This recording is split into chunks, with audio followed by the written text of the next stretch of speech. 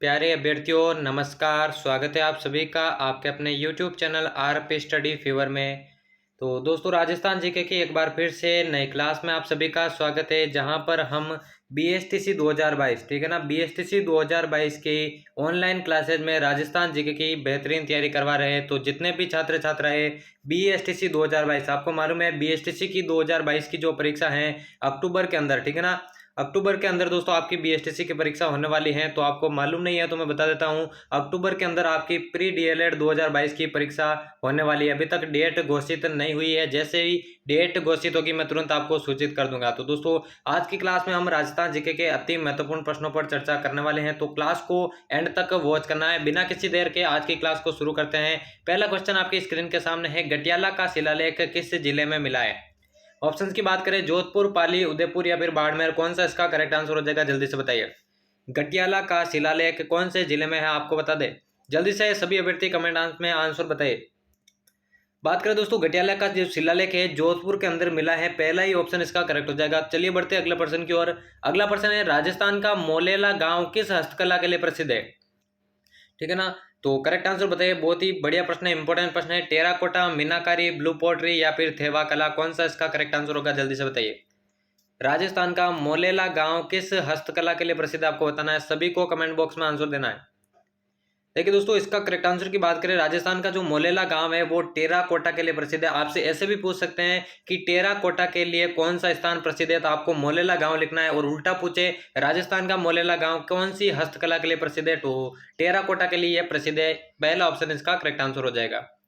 चलिए बढ़ते हैं अगले प्रश्न की ओर। राजस्थान में सर्वाधिक ओलावृष्टि किस जिले में होती है? सर्वाधिक ओलावृष्टि कौन से जिले में होती है? जयपुर, गंगानगर, टोंक या फिर भीलवाड़ा, कौन सा इसका करेक्ट आंसर होगा? जल्दी से बताइए। सभी अभ्यर्थी कमेंट बॉक्स में आंसर बताइए, इसका क्या हो जाएगा करेक्ट आंसर। देखिए दोस्तों, बहुत कम टाइम बचा है आपके पास तैयारी का, तो जितना भी टाइम बचा है सारा टाइम अपनी तैयारी में जुटा दीजिए, क्योंकि इस बार कंपटीशन बढ़ चुका है, ठीक है ना। अपना नंबर लाने के लिए आपको बहुत ज्यादा मेहनत करनी पड़ेगी। राजस्थान में सर्वाधिक ओलावृष्टि, काफी सारे अभ्यर्थियों ने आंसर दिया, जयपुर इसका बिल्कुल करेक्ट आंसर हो जाएगा। चलिए बढ़ते हैं अगले प्रश्न की ओर। राजस्थान का शिमला कौन से जिले में है? राजस्थान का शिमला किस जिले में स्थित है? उदयपुर, सिरोही, जालोर या फिर चूरू? पहले तो आप बताइए, राजस्थान का शिमला कहाँ किससे जाता है और कौन से जिले में स्थित है, ये भी आपको बताना है। तो आंसर दीजिए सभी अभ्यर्थी। देखिए राजस्थान का जो शिमला है माउंट आबू को बोला जाता है। माउंट आबू को राजस्थान का शिमला बोला जाता है। और आपसे यह पूछा गया कि जो राजस्थान का शिमला है माउंट आबू वो कौन से जिले में है, तो सिरोही के अंदर ये स्थित है। दूसरा ऑप्शन इसका करेक्ट हो जाएगा। चलिए बढ़ते हैं अगले प्रश्न की ओर। राज्यपाल किसकी सिफारिश के आधार पर विधानसभा को भंग कर सकता है? किसकी सिफारिश के आधार पर विधानसभा को भंग कर सकता है? राष्ट्रपति, मुख्यमंत्री, विधानसभा अध्यक्ष या फिर प्रधानमंत्री? देखिए दोस्तों, राज्यपाल किसकी सिफारिश के आधार पर? देखिए राज्यपाल जो है वो राज्य के अंतर्गत आता है, ठीक है ना। और राज्य में दोस्तों ना तो राष्ट्रपति का हस्तक्षेप होता है विधानसभा को भंग करने के मामले में, और ना ही प्रधानमंत्री का हस्तक्षेप होता है। और दोस्तों विधानसभा अध्यक्ष, जब विधानसभा भंग होगी तो विधानसभा अध्यक्ष तो खुद भी हटेगा। तो राज्यपाल दोस्तों मुख्यमंत्री की सिफारिश के आधार पर ही विधानसभा को भंग कर सकता है। तो दूसरा ऑप्शन इसका करेक्ट आंसर हो जाएगा। चलिए बढ़ते अगले प्रश्न की ओर। अगला है, मारवाड़ में किसके शासनकाल में खेजड़ली घटना हुई थी? मारवाड़ में किसके शासनकाल में खेजड़ली घटना हुई? अभय सिंह, मान सिंह, जोधा या फिर अजीत सिंह? और देखिए दोस्तों, जितने भी छात्र छात्राएं BSTC 2022 की तैयारी कर रहे हैं वो BSTC 2022 के व्हाट्सएप ग्रुप में ज्वाइन होना चाहते हैं, ठीक है ना। BSTC 2022 के व्हाट्सएप ग्रुप में अगर आप ज्वाइन होना चाहते हैं तो दोस्तों इस नंबर पर आप मैसेज कर दीजिए, ठीक है ना। कौन से नंबर पर? तो देखिए 74, ठीक है ना, 7412। आप सभी ये नंबर नोट कर लीजिए, इस नंबर पर आपको मैसेज कर देना है 1283, ठीक है ना, 8383 और इसके बाद दोस्तों 04। देखिए जितने भी छात्र छात्राएं BSTC 2022 के ऑनलाइन व्हाट्सएप ग्रुप में ज्वाइन होना चाहते हैं वो देखिए 7412838304 पर मैसेज कर दीजिए। देखिए इसका आप स्क्रीनशॉट ले लीजिए या फिर नंबर नोट कर लीजिए। इस नंबर पर आपको BSTC 2022 लिखकर मैसेज कर देना है, ठीक है ना। आपको BSTC 2022 के व्हाट्सएप ग्रुप में ज्वाइन कर दिया जाएगा। तो जितने भी अभ्यर्थी दोस्तों BSTC 2022 के व्हाट्सएप ग्रुप में ज्वाइन होना चाहते हैं इस नंबर को सेव कर लीजिए और इस पर आपको BSTC 2022 लिखकर मैसेज कर देना है, आपको ज्वाइन कर दिया जाएगा। तो नंबर को नोट कर लीजिए या फिर इसका स्क्रीनशॉट ले लीजिए। तो जितने भी अभ्यर्थियों ने नंबर नोट नहीं किया तो जल्दी से कर लीजिए। चलिए बढ़ते हैं अगले प्रश्न की ओर। अगला प्रश्न है दोस्तों, इस प्रश्न का आंसर बता दीजिए पहले, मारवाड़ में किसके शासनकाल में खेजड़ली घटना हुई? तो दोस्तों अभय सिंह इसका बिल्कुल करेक्ट आंसर हो जाएगा। चलिए बढ़ते हैं अगला प्रश्न। सातवां प्रश्न है, मारवाड़ का दूसरा पितृहंता किसे कहा जाता है? मारवाड़ का दूसरा पितृहंता मालदेव, बखत सिंह, अभय सिंह या फिर राम सिंह, कौन सा इसका करेक्ट आंसर हो जाएगा? देखिए दोस्तों, पितृहंता का अर्थ होता है जो अपने ही पिता को मार दे, ठीक है ना, राजगद्दी के लिए या फिर किसी और कारण से अपने ही पिता को मार दे, उसे पितृहंता कहा जाता है। और अलग अलग राज्यों में, ठीक है ना, आमेर में आपके कछवा राज्य में अलग पितृहंता रहे, मेवाड़ में अलग पितृहंता रहे, और मारवाड़ में दोस्तों दूसरा पितृहंता आपसे पूछा गया, कौन सा हो जाएगा।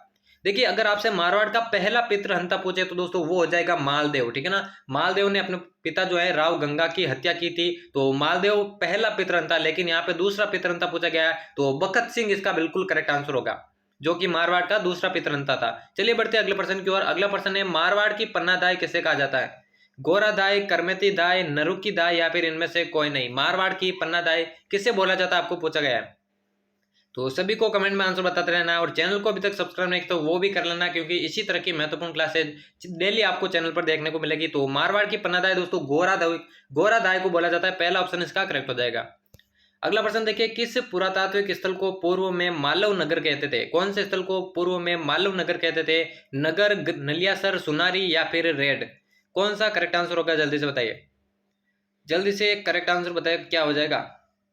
देखिए, मालव नगर की बात करें तो नगर को दोस्तों मालव नगर कहा जाता था, पहला ऑप्शन इसका करेक्ट हो जाएगा। नगर में कई कई पे इसका नाम नगरी भी आता है, तो दोनों आपको याद रखना है, ठीक है ना। चलिए बढ़ते हैं अगले प्रश्न की ओर।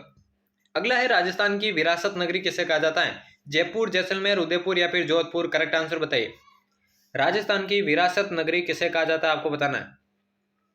जल्दी से सभी अभ्यर्थी कमेंट में आंसर बताते जाइए, और कितने प्रश्न आपके सही होते हैं वो वीडियो के लास्ट में आपको बताना है। राजस्थान की विरासत नगरी दोस्तों जयपुर को बोला जाता है, पहला ऑप्शन करेक्ट हो जाएगा। अगला देखिए, राजस्थान का स्कॉटलैंड किसे कहा जाता है। राजस्थान का स्कॉटलैंड किसे कहा जाता है। भरतपुर, अलवर, चित्तौड़गढ़, या फिर बांसवाड़ा।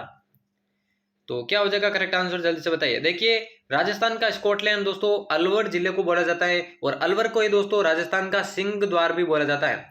राजस्थान का स्कॉटलैंड भी अलवर को बोला जाता है, राजस्थान का सिंह द्वार भी स्कॉटलैंड को बोला जाता है। राजस्थान का स्कॉटलैंड अलवर को इसलिए बोला जाता है, शराब की ज्यादा मात्रा में जो है उत्पादन होने के कारण, शराब बहुत ज्यादा मात्रा में यहाँ पे उत्पादित होता है, इसी कारण यहाँ पे राजस्थान का स्कॉटलैंड अलवर को बोला जाता है। तो दूसरा ऑप्शन इसका करेक्ट हो जाएगा। चलिए बढ़ते अगले प्रश्न की ओर। संत पीपा की छतरी कहाँ स्थित है।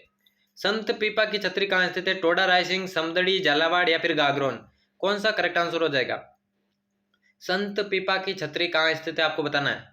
देखिए दोस्तों, संत पीपा की जो छतरी है गागरोन में स्थित है। गागरोन आपके झालावाड़ में, यहाँ पे झालावाड़ आपको ऑप्शन में दे रखा है, लेकिन दोस्तों आपको जिले की जगह स्थान दे रखा है, तो आपको स्थान पे टिक करना है। गागरोन में ही आपके संत पीपा की छतरी है, इसलिए चौथा ऑप्शन इसका करेक्ट हो जाएगा। चलिए बढ़ते अगले प्रश्न की ओर। अलाउद्दीन खिलजी ने किस दुर्ग को जीतकर उसका नाम खैराबाद रखा। कौन से दुर्ग को जो है जीतकर उसका नाम उसने खैराबाद रखा था। सिवाना दुर्ग, रणथंभौर दुर्ग, जोधपुर दुर्ग, या फिर चित्तौड़ दुर्ग। क्या हो जाएगा करेक्ट आंसर, जल्दी से आंसर बताइए क्या हो जाएगा करेक्ट आंसर। कौन से दुर्ग को जीतकर उसने उसका नाम खैराबाद रखा। तो देखिए दोस्तों, अलाउद्दीन खिलजी ने सिवाना दुर्ग को जीतकर उसका नाम खैराबाद रखा था, पहला ऑप्शन इसका करेक्ट हो जाएगा। चलिए बढ़ते हैं अगले प्रश्न की ओर। राजस्थान का सर्वाधिक जैव विविधता वाला स्थान कौन सा। देखिए दोस्तों, एक एक प्रश्न परीक्षा की दृष्टि से महत्वपूर्ण होने वाला है, एक एक प्रश्न महत्वपूर्ण है। और दोस्तों आपको अगर नोट नहीं किया तो मैं बता दूं, अगर आप BSTC 2022 के व्हाट्सएप ग्रुप में ज्वाइन होना चाहते हैं तो देखिए दोस्तों इस नंबर पर, ठीक है ना, 74128383, ठीक है ना, इस नंबर पर आपको व्हाट्सएप कर देना है। तो ये रहा दोस्तों व्हाट्सएप नंबर, इस नंबर पर आपको BSTC 2022 लिखकर व्हाट्सएप मैसेज कर देना है, आपको BSTC 2022 के व्हाट्सएप ग्रुप में ज्वाइन कर दिया जाएगा। तो अभी तक आपने नंबर नोट नहीं किया तो इस नंबर को नोट कर लीजिए, या फिर इसका स्क्रीनशॉट लीजिए, और इस नंबर पर आपको BSTC 2022 लिखकर मैसेज कर देना है। BSTC 2022 के व्हाट्सएप ग्रुप में आप ज्वाइन हो जाएंगे, तो स्क्रीनशॉट ले लीजिए। अगले प्रश्न की ओर बढ़ते हैं। अगला प्रश्न देखिए, इसका करेक्ट आंसर की बात करें, राजस्थान का सर्वाधिक जैव विविधता वाला स्थान देववन कोटा कहलाता है, पहला ऑप्शन करेक्ट हो जाएगा। बहुत ही महत्वपूर्ण प्रश्न है। चलिए बढ़ते हैं अगले प्रश्न की ओर। अगला है, क्षुद्र मुक्ति पुस्तक के लेखक कौन थे। जोरावर सिंह, प्यारे राम, अर्जुन लाल सेठी, या फिर रघुवर दयाल गोयल। कौन सा करेक्ट आंसर हो जाएगा, जल्दी से बताइए। शूद्र मुक्ति पुस्तक के लेखक, जल्दी से सभी अभ्यर्थी कमेंट में आंसर बताएं दोस्तों, शूद्र मुक्ति पुस्तक के लेखक कौन थे। तो करेक्ट आंसर की बात करें अर्जुन लाल सेठी, बिल्कुल इसका करेक्ट आंसर हो जाएगा। चलिए बढ़ते हैं अगले प्रश्न की ओर। गलियों का शहर किसे कहा जाता है। अगला प्रश्न है, गलियों का शहर गंगानगर, सवाईमाधोपुर, जैसलमेर, या फिर झालावाड़। कौन सा इसका करेक्ट आंसर होगा, जल्दी से बताइए। सभी अभ्यर्थियों को कमेंट में आंसर देना है, क्या हो जाएगा करेक्ट आंसर। गलियों का शहर, गलियों के शहर की बात करें दोस्तों जैसलमेर को कहा जाता है, तीसरा ऑप्शन इसका करेक्ट हो जाएगा। चलिए बढ़ते हैं अगले प्रश्न की ओर। रोहिड़ा को राजस्थान का राज्य वृक्ष कब घोषित किया गया। रोहिड़ा को राजस्थान का राज्य वृक्ष कब घोषित किया गया। 1984, 1981, 2000, या फिर 1983। क्या हो जाएगा करेक्ट आंसर। रोहिड़ा को राजस्थान का राज्य वृक्ष कब घोषित किया गया, आपको बताना है। तो देखिए करेक्ट आंसर की बात करें, बहुत बार ये प्रश्न पूछा गया है। 1983 में दोस्तों रोहिड़ा को राजस्थान का राज्य वृक्ष घोषित किया गया। यहाँ पे दोस्तों राज्य वृक्ष की जगह आप राज्य पुष्प कर लेना, ठीक है ना। रोहिड़ा राज्य पुष्प है। राज्य वृक्ष की बात करें तो वो खेजड़ी है, और वो भी दोस्तों 1983 में ही घोषित किया गया। तो राज्य वृक्ष की जगह आप राज्य पुष्प कर लेना। तो इसका करेक्ट आंसर हो जाएगा चौथा ऑप्शन। अगले प्रश्न की ओर बढ़े। अगला है रामदेव जी के मंदिर क्या कहलाते हैं। रामदेव जी के मंदिर को क्या कहते हैं, नेजा, देवरा, भगत या फिर जातरू, कौन सा इसका करेक्ट आंसर होगा। रामदेव जी के मंदिर को क्या कहा जाता है, आपको बताना है। देखिए करेक्ट आंसर की बात करें, रामदेव जी के जो मंदिर है वो देवरा कहलाता है। दूसरा ऑप्शन इसका करेक्ट हो जाएगा। अगला प्रश्न देखिए, मूमल, चिरमी और बिछुड़ो क्या है। आभूषण, लोक कला, लोकगीत या फिर लोक नृत्य, कौन सा इसका करेक्ट आंसर हो जाएगा, जल्दी से बताइए। मूमल, चिरमी और बिछुड़ा क्या है, आपको बताना है। जल्दी से करेक्ट आंसर बताइए क्या हो जाएगा। तो मूमल, चिरमी और बिछुड़े की बात करें दोस्तों, ये लोकगीत है, ठीक है ना, लोकगीत कहलाता है। तीसरा ऑप्शन इसका करेक्ट हो जाएगा। चलिए बढ़ते अगले प्रश्न की ओर। प्रार्थना समाज की स्थापना किसने की। प्रार्थना समाज की स्थापना किसने की, आपको बताना है। केशव चंद्र मिश्र ने, डॉक्टर आत्माराम पांडुरंग ने, ईश्वर चंद्र विद्यासागर ने या फिर राजा राममोहन राय ने, क्या हो जाएगा करेक्ट आंसर, जल्दी से बताइए। प्रार्थना समाज की स्थापना किसने की, आपको बताना है। तो जल्दी से आंसर बताइए। और आज की क्लास का ये होने वाला दोस्तों अंतिम प्रश्न है। कितने प्रश्न आपके सही होते हैं कमेंट में जरूर बताएगा। प्रार्थना समाज की बात करें, आत्माराम पांडुरंग ने इसकी स्थापना की थी। दूसरा ऑप्शन इसका करेक्ट हो जाएगा। तो यहाँ पर हमारे 20 महत्वपूर्ण प्रश्नों की क्लास समाप्त होती है। उम्मीद करता हूँ आज की क्लास पसंद आई होगी दोस्तों। ऐसी क्लासेस चैनल पर आगे भी पाने के लिए चैनल को सब्सक्राइब करके बेल आइकन को प्रेस कर देना। तो मिलते हैं किसी और नए क्लास में, तब तक लेते हैं अलविदा, धन्यवाद।